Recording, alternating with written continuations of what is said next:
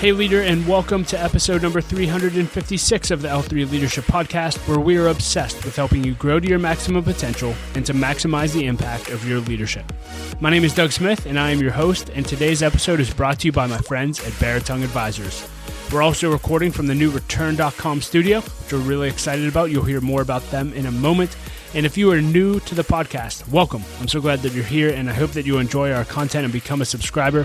Know that you can also watch all of our episodes over on our YouTube channel as well, so make sure you're subscribed there at L3 Leadership. And if you've been listening to the podcast for a while, it would mean the world to me if you would subscribe and leave a rating and review on Apple Podcasts or Spotify or whatever app you listen to podcasts through.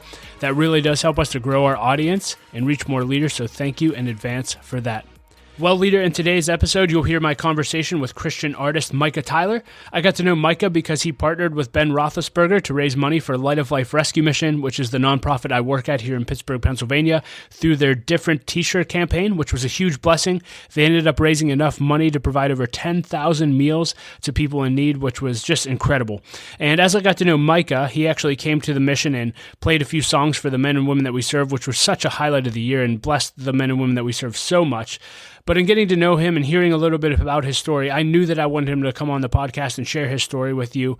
And in our conversation today, he'll actually share his story. And his story, and again, I'll just give you kind of a brief preview, but he went from selling everything and he had in his life and moving into a trailer with his wife and becoming a sausage delivery truck driver to ultimately signing a record deal, writing a book, and having a national platform. And he has so many lessons along the way that I think are going to be a huge blessing to you. In fact, when he was sharing his story, I got so fired up because if I had one central theme for my life, it would be the theme of faithfulness. Just be faithful with what God puts in your hand. And that is exactly Micah's story. That is the theme of his life as well. And so I just love this conversation, and I think you will too. But before we get into that, just a few announcements. This episode of the L3 Leadership Podcast is sponsored by Baritone Advisors. The financial advisors at Baritone Advisors help educate and empower clients to make informed financial decisions. You can find out how Baritone Advisors can help you develop a customized financial plan for your financial future by visiting their website at baritoneadvisors.com. That's BERATUNG advisors.com. Securities and investment products and services offered through LPL Financial, member FINRA and SIPC. Baritone Advisors, LPL Financial, and L3 Leadership are separate entities. I also want to thank our sponsor, Henny Jewelers. They're a jeweler owned by my friend and mentor, John Henny, and my wife, Laura, and I got our engagement and wedding rings through Henny Jewelers and had an incredible experience. And not only do they have great jewelry, but they also invest in people. In fact, for every couple that comes in engaged, they give them a book to help them prepare for marriage, and we just love that. So if you're in need of a good jeweler, check out hennyjewelers.com. And I also want to thank our new sponsor, return.com. And leader, let me just ask you this. Have you ever had an interest in investing in real estate? Well, now for as little as $500, you can become a commercial real estate investor. Just visit return.com to learn more. That's REITURN.com. Investing involves risk. Please consult the Return Offering Circular if you're interested in investing. And with all that being said, let's dive right in. Here's my conversation with Micah Tyler. Micah Tyler, it is a great honor to sit with you, my friend, on the L3 Leadership Podcast. We got to know each other through, actually, your friendship with Ben Roethlisberger. You guys partnered together to support our rescue mission here in Pittsburgh that I work at, and we can talk more about that in a little bit. You guys raised $36,000 and provided thousands upon thousands of meals for the mission, and we're just so grateful for that. And it was just so great to get to know you through that, and you got to actually play for our men and women in our program, and that was such a highlight of 2022. So how are you doing, man? How's your 2023? It's been good. You know, we're kind of, it's been a little bit of a slow start. We had such a crazy 2022 that around like the second week of December, we shut it down. So I just kind of went off the road, went off the grid, spent time just sitting with my wife and kids, hanging out, just trying to build all the memories we could.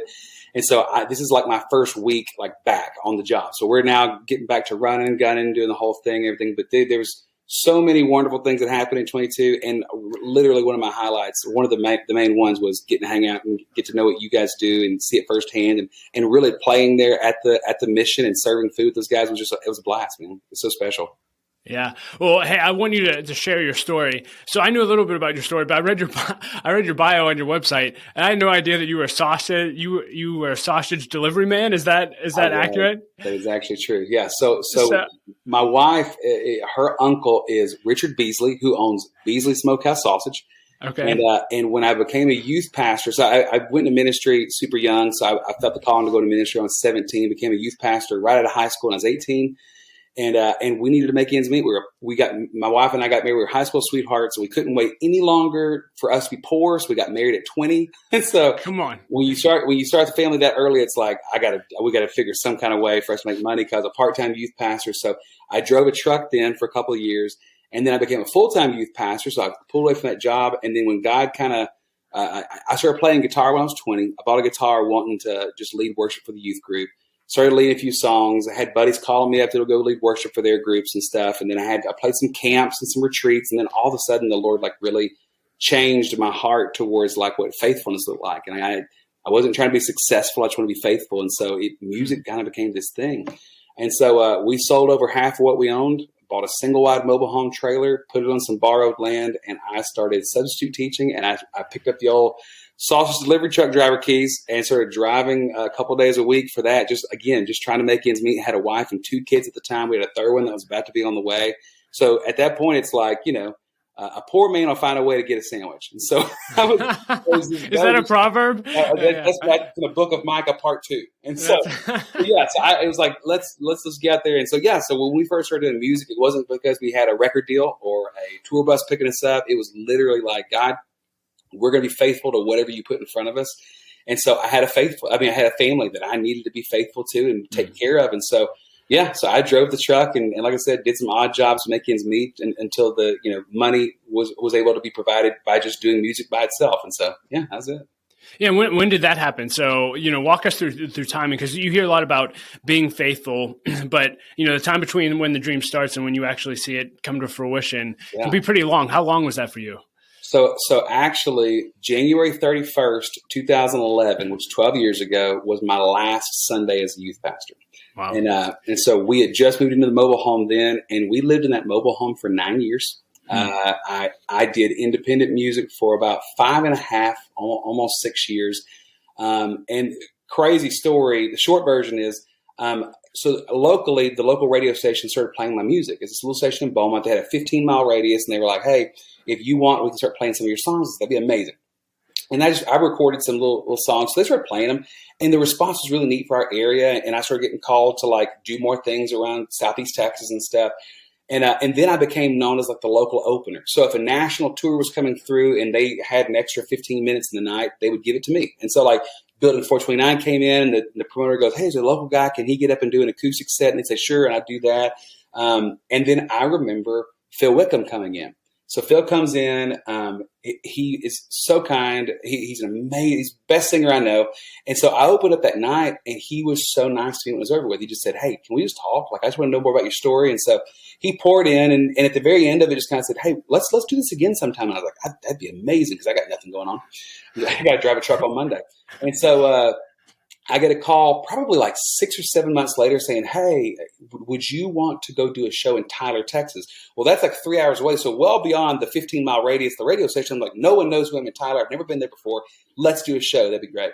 So went to Tyler for the show. I got there, and the short version of the story is Phil Wickham's plane never showed up. So he was flying from Pittsburgh to Chicago to Dallas, Dallas to Tyler. The Pittsburgh flight got delayed, made him miss the Chicago flight, but they found another Chicago flight, but now he wasn't going to be able to make the flight from Dallas to Tyler. So they're going to pick him up in a car and drive him down. So the whole day they're going hey, can you play one more song? Because Phil's going to be a little late. Hey, could you do 2 more minutes? Because Phil's going to be a little bit late. And it's 6:45. I had no idea. 6:45, 15 minutes before the show starts. Sold out Phil Wickham show. No one knows who I am. I'm told by the local DJ and the pastor of the church that there was a storm cloud sitting on Dallas-Fort Worth Airport, and the plane never could land. So he's in Oklahoma City. He will not be here tonight. Can you do the show? Wow. I hear people in the other room going, Phil. It's like a nightmare, right? And I remember, honestly, that they said, would you please do it? It would save us. I know nobody knows who you are, but maybe you could you can play as long as you want to. And so I went back in this little dressing room and I sat there and I started thinking about, like, I'm supposed to be faithful to what's in front of me. And what's going to be in front of me are going to be 500 disappointed people who are here for a Phil Wickham show and he's not here. But you know what? Let's do it. So I walk out there, walk out with a local DJ. And what I love is that the audience has no idea. They have no idea Phil's not here. So they're just like, wow, they're going crazy. They're holding up signs. It's the whole thing. And I walk out there and the local DJ starts talking. And he's just talking about things coming up on their calendar this year. And he's like stalling. I'm going like, please don't stall anymore. Like, he's not coming. Let's go ahead and do the show. And finally he ends it with, and one more thing, Phil Wickham is not coming tonight, but please help me welcome the Micah Tyler Band. Okay. So, let's go. And he took off and the crowd's just going, what? And I walked to the microphone and I said 3 things. I said, number 1, my name is Micah Tyler. It's not Michael Taylor. I'm so sorry. I said, number 2, I'm by myself. I am not a band. Also, so sorry. and number 3, and I don't know if this is the right time to mention this or not, but I just decided to start a cover band called Will Fickham. It's just a stupid joke. And much like what you did, people just laughed a little bit. And I remember honestly thinking, I went, okay, I think the Lord's still here. Let's just see what happens. And for the next hour, I sang every song I knew. I told every story I had. I just spent as much time in that room just trying to love the people in front of me, laughed, cried, the whole thing in between. And God moved in this like super, super sweet way. It's one of the most special nights of my whole life. Wow. Walk off stage.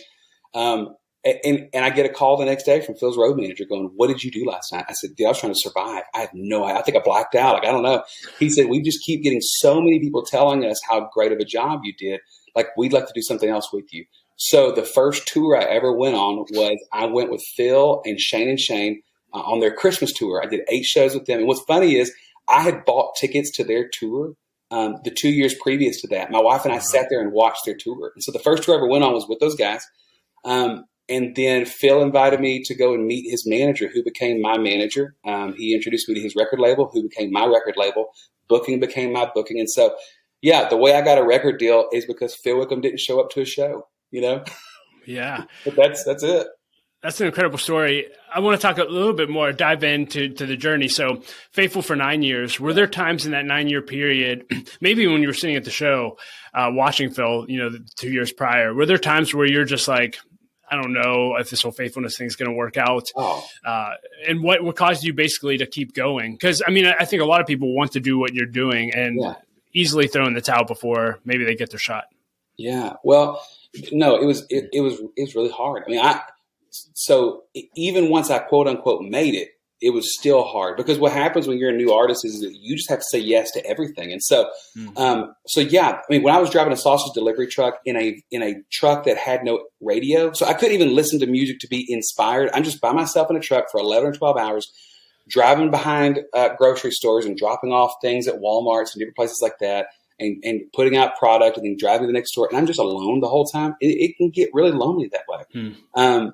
And so I remember when I signed the record deal, I was like, okay, we did it. I made it. This is great. I wrote the song Never Been a Moment the day that we signed the record deal. And then that was the first song on Christian radio like 9 months later. And like I said, we're just working so hard and I'm traveling like crazy. I traveled almost 250 days the first year that I had a record deal. So I got busier when I signed it. Things didn't get automatically easier. And it wasn't because I was, getting paid to do these things. I was just having to be available because at that point it's like, hey, we need to get you in front of as many eyes and ears as we can so they can get to know you so that maybe they could trust you. So I'm visiting radio stations and I'll never forget. I was on tour with Phil on his Children of God tour and we were on a tour bus. And so what happens is that you fly into a city, you hop on the tour bus and then you live on that bus for 4 days. And then after you do shows on Thursday, Friday, Saturday, Sunday. And then on Monday you fly back home. And so we'd fly home and then you stay home for Monday, Tuesday, Wednesday, then you fly out again on Wednesday night or Thursday, then you do shows on the bus for Thursday and you just do that over and over again. Well, I couldn't afford to fly back and forth. I just couldn't. And so we were doing a show in California, which is close to where Phil, in San Diego where Phil lives. So they were able to just like drive back to their houses. And I just said, hey, is it okay with you guys if I just live on the bus during the off day? Like I can't get back home. And they're like, and I probably didn't tell them like, hey, I can't afford it. I was kind of like, I think I'm just going to just hang here and stay. And they're like, yeah, no problem. So they get off the bus that morning and they forgot that I was on the bus. So they turned the bus off. I don't know how to turn the bus back on. So I wake up sweating. It was like 9:00. I looked at my phone I looked at my phone and I had all these messages. And it was on Monday where the radio charts come out, and I started getting all these messages from my manager and from the label going, "Oh my gosh, Never Been a Moment is top 20 right now. This is a big deal. You made it. Congratulations." All these texts are coming in. I'm going like, "Oh my gosh, this is incredible. This is amazing." And then I get a call from my wife, and I'm going, "Oh my gosh, how does she know? I haven't told her yet. How does she know this?" And I said, "Hello." And she said, "What are you doing?" And I was like, "Well, I'm just laying here sweating on a bus right now, but I'm guessing you heard the news." She said, "What news?" She said, "What are you doing today?" And I was like, "I'm just chilling." She goes, "Don't spend any money." And I said, "Why?" She said, "We have 87 cents. And I said, "Where?" She said, "To our name." Like, I was like, "Have you checked the couch cushions? Like, surely we can put together a couple of nickels here." But we had 87 cents the day that my record was top 20. So I had two $20 bills in my wallet that I had from merch the night before. I couldn't even afford an Uber. I walked down the street to a food line. I bought ham, cheese, and bread and a case of waters, and I walked them all the way back to my bus. I got back on there. I remember making a sandwich, and I was sitting there sweating, eating a sandwich, drinking a room temperature bottle of water, and I remember just saying out loud, I was like, "I made it." Let's go. But dude, at the end of the day, the thing is, wow. That's the difference between trying to be successful and trying to be faithful. Is that success has wins and losses. Like if you're trying to be successful at something, there's room to fail. Like there really is.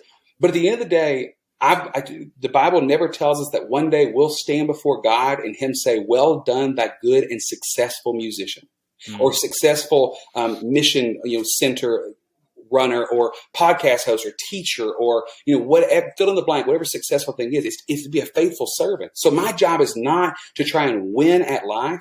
My job is to say, "God, whatever you put in front of me, that's all I can be faithful to." I can't be faithful to anything in the future. I can't be like, "God, if you give me 5,000 fans and an arena tour and a bus and a hit song, I'll be so faithful to that." Because the thing is, I'm not promised that. I may not make it to tomorrow. But if He puts 10 kids in a youth group for me to play guitar while they're eating pizza and not really paying attention to what I'm doing, but that's what He gives me, then that's what I'm supposed to be faithful to. And so for me, like today, I'm doing the same thing today as I was whenever I was driving a truck, when I was a youth pastor, when I was an 18-year-old kid trying to figure out what to do at my first job at a church, whenever I was learning to play the guitar in front of kids when I was 20, whenever I'm sitting on a tour bus sweating, I'm trying to be faithful to whatever God's put in front of me. And that works out a lot better than trying to be successful. And here's the deal. There's nothing wrong with success. Like I'm a hard worker too. I want to work hard. And when things do come up successful, praise God. But I also know on the days where I fall short, which heads up is every single day, I can still be faithful, and God is still faithful and good on those days. Micah, that is so good. I mean, you're speaking like my life message. It's the exact same thing. I tell people all the time, just be faithful with what God puts in your hand. So, man, I just love that about your story. I also believe, though, to get to where you need to go, oftentimes there's a price to pay. And you felt, can you just talk about obeying God really? And even when it's tough. So again, you walked away from something that you were passionate about, youth pastoring. If someone is listening to this and they're saying like, I feel a prompt, but I feel like I'd have to give up everything or sell everything, or I'd have to go, drive a sausage truck. Like, what would your encouragement to them be if they feel like they're supposed to do something? Yeah. So the Sunday before my last Sunday as a youth pastor, we had a traveling, revival team. It was a husband and wife and their 3 daughters that came to our church, and they visited a couple times before, and they're awesome. They're named the Northams.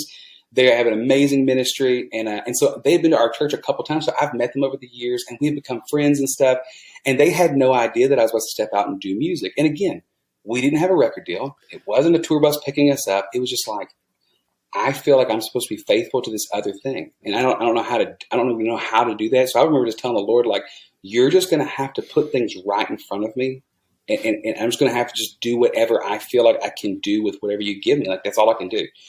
And so they came in and they said, "Hey, how's it going? How's the youth group?" And I was like, "Well, my last Sunday is next Sunday." "What?" I said, "Yeah, I'm stepping out to do this music thing." And I kind of told them. They said, "We didn't know you sang." I was like, "Yeah, I don't either."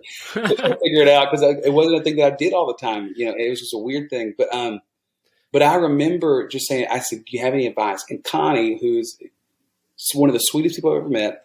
So they had been doing this ministry for 20 years. They raised their daughters on a bus. Like it was the family of 5. They were born, brought home from the hospital, put on the bus, and they were traveling around, going out and spreading the word of God. And Connie said, here's all I can tell you. She said, if God were to take me back 20 years ago, and we start at the very beginning, and he said, Connie, here's how the next 20 years are going to go for you. Here's all the times this bus is going to break down. Here's all the things and the family moments your daughters are going to miss because you guys aren't back home with grandparents because you're on the road the whole time. Here's how they're going to miss their proms. Here's how hard it's going to be on your marriage.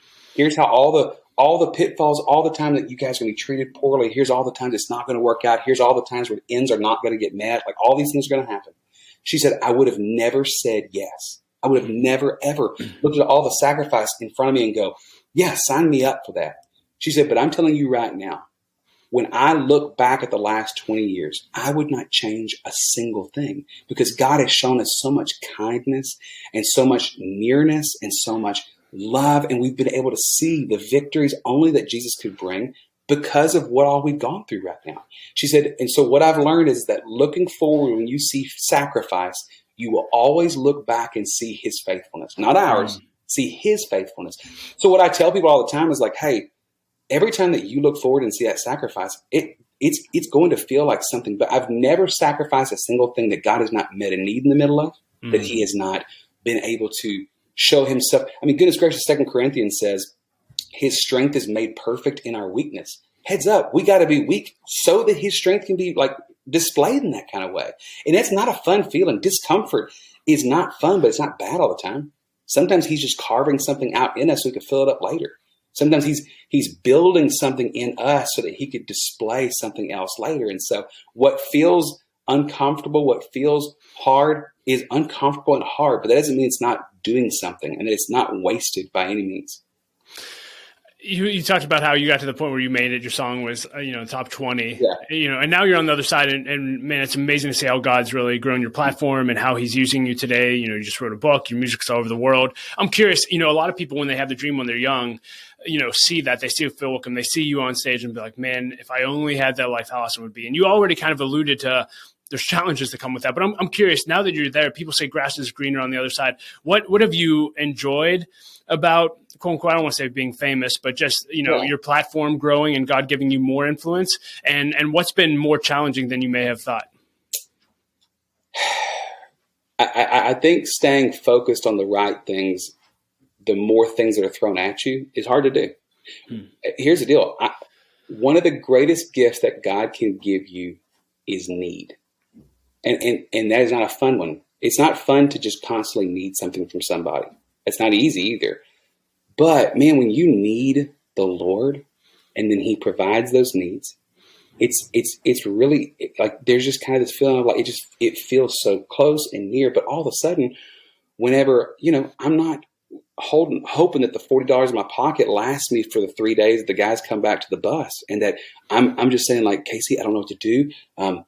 Because we accidentally paid a light bill early is why we went, only had 87 cents left. I was like, okay, well, at least the lights are not going to get turned off. So let's just hunker down. Like I asked a friend if we could borrow $20. And I said, have you gotten grocery shopping? Yes, we're okay right now. So like in that moment, we're just going, God, just hold all things together. So when he does, you're celebrating. Well, here's the deal. It's been a while since we had 87 cents in our account. I don't sleep on the bus anymore. I fly home in between shows and stuff.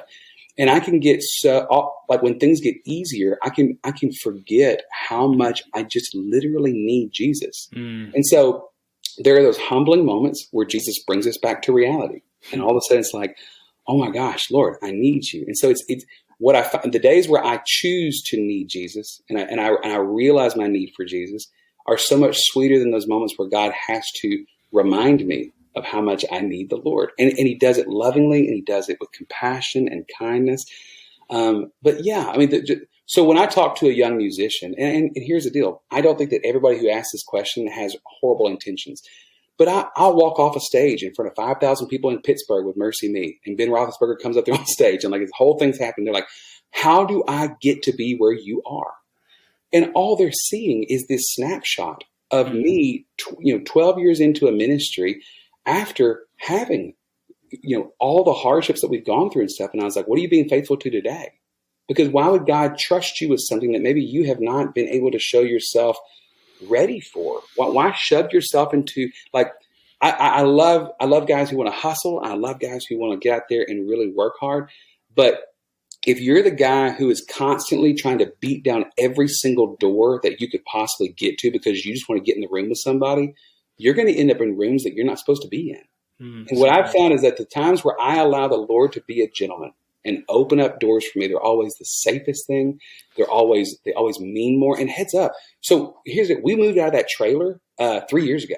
This is not like I was in a trailer for 6 months, then we got out. We lived in a mobile home for 9 years. Wow. Hurricane Harvey in 2017 put 40 inches of rain on that little mobile home. And I'm just telling you, when you're walking around and the floors are giving way underneath your feet, that you need the Lord right then. And it really does feel like something. But here's what's something really sweet too.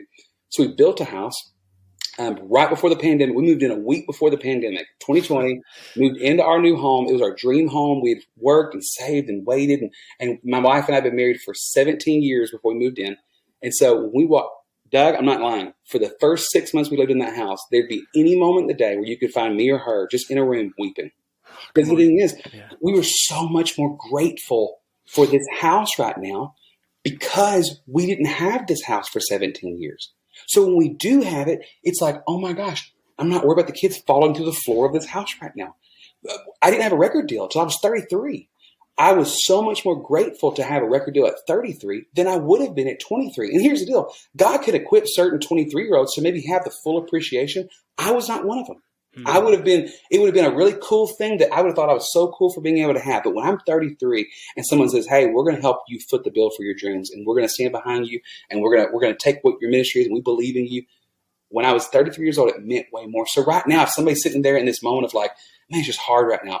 When things finally do, if you're on the path that God's called you to be on, and you're taking those steps it takes, one step at a time to get where you're supposed to be, at a certain point, whenever he does allow you to have the things he's calling you to, they're going to be so much sweeter. They're going to feel so much bigger. They're going to feel so much more important. You're going to be so much more grateful because of the waiting. So the waiting and need become this like really, really beautiful thing. And all that uncomfortableness, when it does get comfortable, you're able to go, oh my gosh, I'm breathing right now, and I'm not like, and you appreciate those things. Like, you know what I'm saying? Like when people get sick, you stub your toe. You've never been more grateful for your toe than right before you stubbed it, right? Because you hit your toe, you're going like, I just remember the days when I didn't have to limp, when it didn't hurt so much. And then when your toe gets better, you're grateful that your toe's feeling better, right? When are you grateful for a toe? Oh, it's whenever the pain is gone, right? So sometimes God gives us certain things that shakes us, so that whenever it stops shaking, you can be so grateful for the peace on the other side of it. Such a good word, Micah. Well, hey, one exciting thing, you just came out with a brand new book, Walking Free. You are an author, my friend. And talk to us about the book. Why did you write this book, and what do you want readers to get out of it? So what's crazy is that this was not the plan. So I wrote the song Walking Free about 3 years ago and love the song so much. And I realized that 3.5 minutes is just not long enough to talk about the grace of God and talk about the freedom that he gives us, right? And so the more that I shared this song, the more stories that came up. We filmed a music video for Walking Free a couple of years ago that partnered up with a ministry called Ground 40 over in North Carolina. It's one of my favorite ministries. I really actually want to get you and Wesley, the guy from there, together because y'all both have such incredible hearts for people and like seeing redemption and reconciliation. And so I did some events with Wesley and I just said, hey, can we make a music video literally about your stories? He goes, isn't it your music video? I was like, it's Jesus's music video, but we're going to tell your stories and I'll sing a little bit. We filmed this music video and that spurned on all these other stories. And so I just kept hearing people talking about it and just I was just conversating so much about it. So Wesley reached out to me. He goes, hey, I got an idea for a kid's book. And I was like, really? He told me the idea for it. And I was like, that's amazing. We should totally do that. So I went to my management team and I just said, hey, I have no idea how to write a book, but I got this idea for a kid's book. And I told them what it was. And they're like, oh, that's really cool. We'll check in with the publisher. And so a couple of weeks passed and then Walking Free's on the radio. And I was like, man, I wish there was some more information I could give people about Walking Free. And I was like, oh, YouVersion, the Bible app, has like a 7-day study that you can do on certain topics. So what if I wrote a 7-day YouVersion like app, like thing? And so I reached out to management. And I was like, hey, what if we did 7 steps to Walking Free on YouVersion? They're like, that's a really good idea. Let me see if I can check on that. So a month later, I'm going to get on tour with Mercy Me. And I am on my way to Nashville. And they said, hey, just so you know, we got a meeting with the publisher today. Why don't you show up and we'll talk about the book? And I was like, wonderful. So I show up for this publishing meeting thinking that we're going to write a kid's book. And they said, hey, we love this idea. In fact, here's like a little pamphlet. And they gave me this, like, they printed out some sheets and said, here's kind of the construct we're thinking for the book. And like, what do you think about this? And I looked at it and it said Walking Free. I went, wait, this is not a kid's book? Oh, no, we're talking about your Walking Free book. And I was like, I did not know I was writing a Walking Free book. But in that conversation, Robert Nolan, who was the guy who I wrote the book with, was in the meeting. And he just said, tell me what you think about freedom. And I just started talking to him about it and sharing some of these stories that I'm sharing with you right now. Robert's in tears, and he looks at me and just goes, hey, man, I'm going to help you write a book if you want to do it. You pray about it. And, dude, it was the same thing. It was that thing of like, well, this isn't what I wanted to be doing right now, but I looked in front of me and I saw this opportunity to be faithful. And so what's crazy is for the next 6 months, Robert and I wrote a book together and just started really jumping into this idea of the freedom of God and what it means to walk in his freedom. And so the way the book is structured, because I wanted to make it very much, this is not a self-help book. This is a Jesus help book. Like, this is not me saying like, hey, I figured out how to do it and here's how I help myself do it.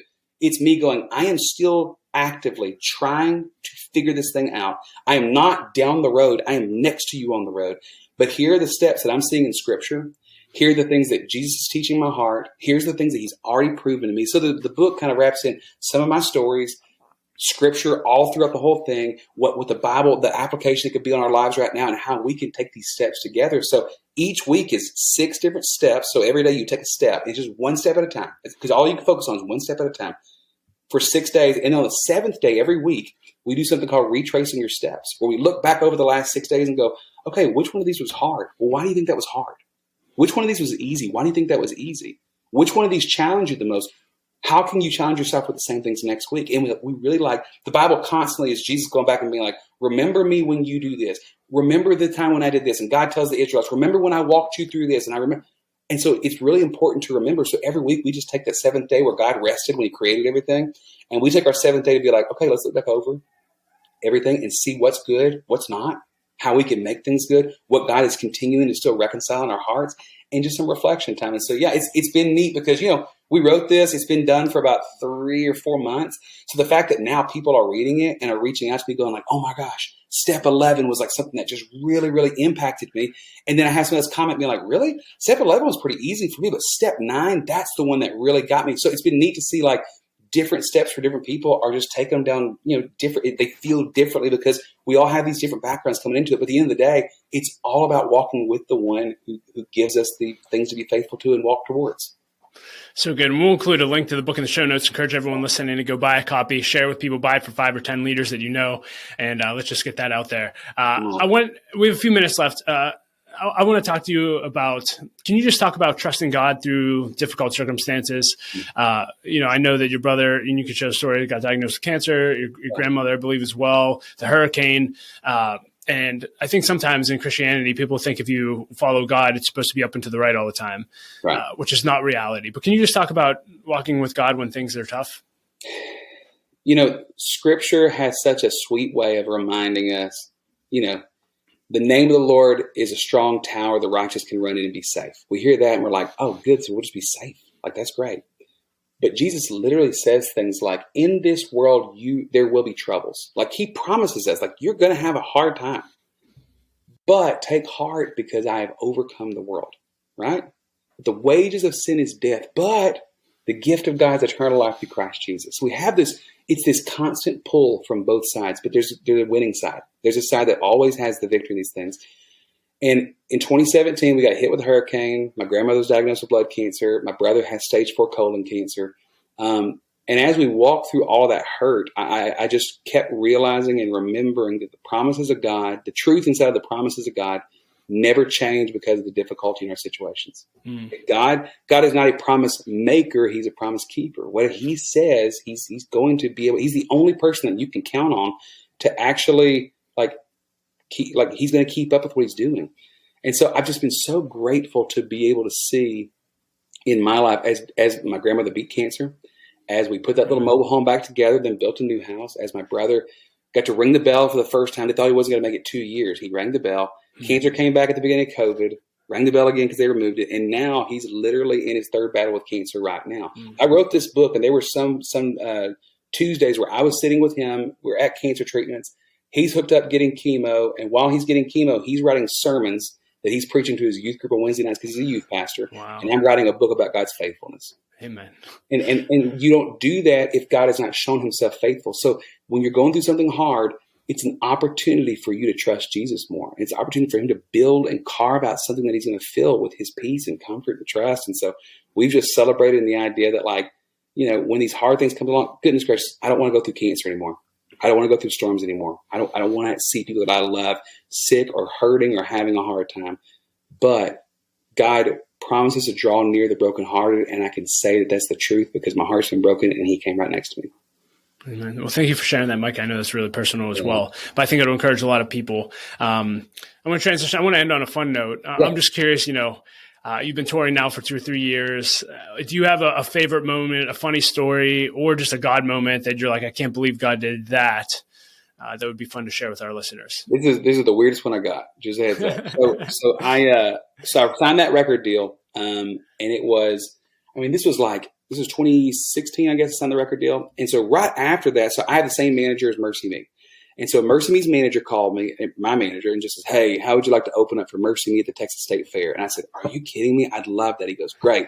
October 17th, put it on your calendar. Well, I was an independent artist for 5 years. I did all my own booking. I did all my own scheduling. So I looked at my schedule, and I saw that I had booked a retreat with a junior high group in the woods of Southeast Texas, okay? The opposite of a Mercy Me show at the Texas State Fair is in the woods with these kids.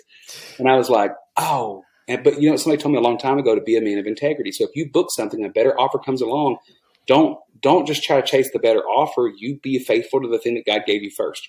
You dance with the girl you brought to the dance, right?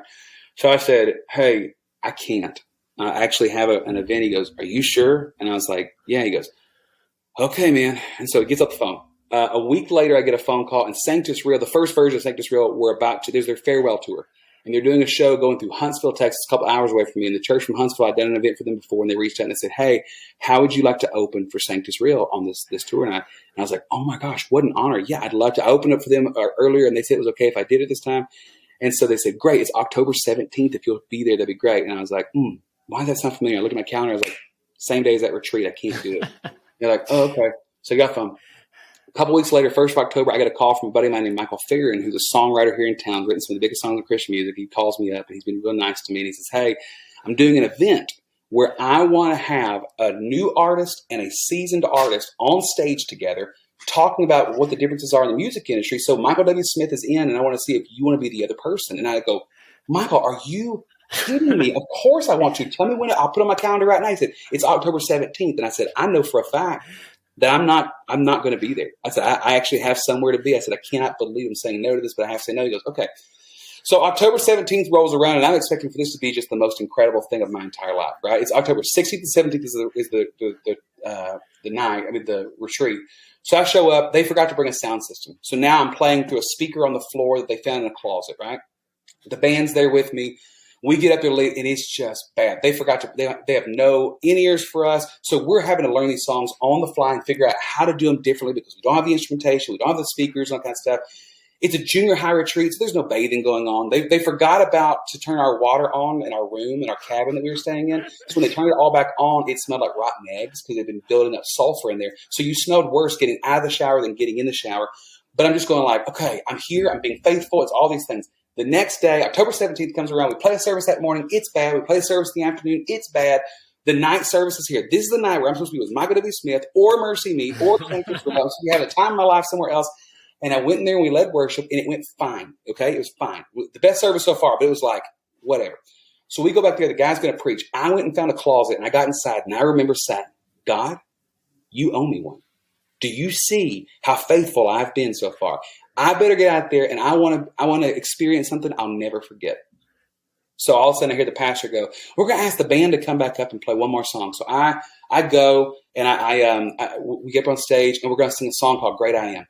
And all of a sudden he goes, and as the band plays, you come and talk to me if you need prayer. Band, go ahead. And I said, I want to be close close to your side. And I look down, there's this little sweet 7th grade girl. She's in the front row and she looks right up at me and we make complete eye contact and she just goes, ah, and starts vomiting.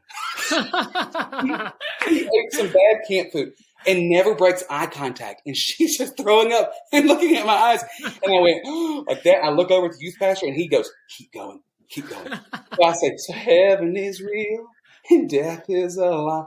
Play the whole song. Kids are trying not to throw up. They whisk her out of the room. They cover it with paper towels. We sing the whole song. It's over with. And I get in my car and I just went, what in the world? And I remember in that moment being like, the outcome of your faithfulness is not something that you get to decide. Ooh. Being faithful is something that the decision to be faithful is what you decide. Now here's where it gets crazy. So I signed a record deal. We put out a couple songs on Christian radio. The next year, I get nominated for a Dove Award for New Artist of the Year. I get my tickets in the mail. You know what day it was? October 17th, 2018. Come on. I would have never remembered that date if I had not turned down 3 things and watched the little girl vomit right in front of me at this crazy retreat. But the Lord made me laugh so hard. It was like a long con. The whole thing was a complete setup. It's like a sitcom that he had been planning out up at the galaxies, right? But I remember laughing and being so grateful for it and just being like, I appreciate it so much more because of everything we went through. So, like I said, you have no idea what the outcome of your faithfulness is going to be. You don't get to decide how that goes. But I tell you, me being faithful in the moment, even though the night didn't feel awesome, a year later I was like, God, look how far this has come. Like, this is such a wonderful gift that you gave me that I did not even ask for. Amen. Well, that's a perfect place to end. Micah, thank you so much for your time. Thank you for your faithfulness and your journey. Thank you for your faithfulness in your ministry. Again, we'll include links to everything in the show notes where people can connect with you. And just really grateful. And again, thank you for everything you did for Light of Life here in Pittsburgh. On behalf of all the mission and all the men and women we serve, we're forever grateful. So thank you. Well, you guys are there the other 364 days last year. So I'm grateful for what you're doing for those citizens, for those men and women who just need that help right now. You are showing them a great love that the world will never be able to offer them anything close to it. And so partnering with you guys was an absolute highlight of last year, and maybe we'll have to figure out a way to do this again sometime. Let's go. Looking forward to your next visit to Pittsburgh. Thanks, brother. Come on, Doug. Thanks, bud. Yep. Well, leader, thank you so much for listening to my conversation with Micah. I hope that you enjoyed it as much as I did. You can find ways to connect with him and links to everything that we discussed in the show notes at l3leadership.org/356. And leader, as always, I want to challenge you that if you want to 10x your growth this year, then you need to either launch or join an L3 Leadership Mastermind Group.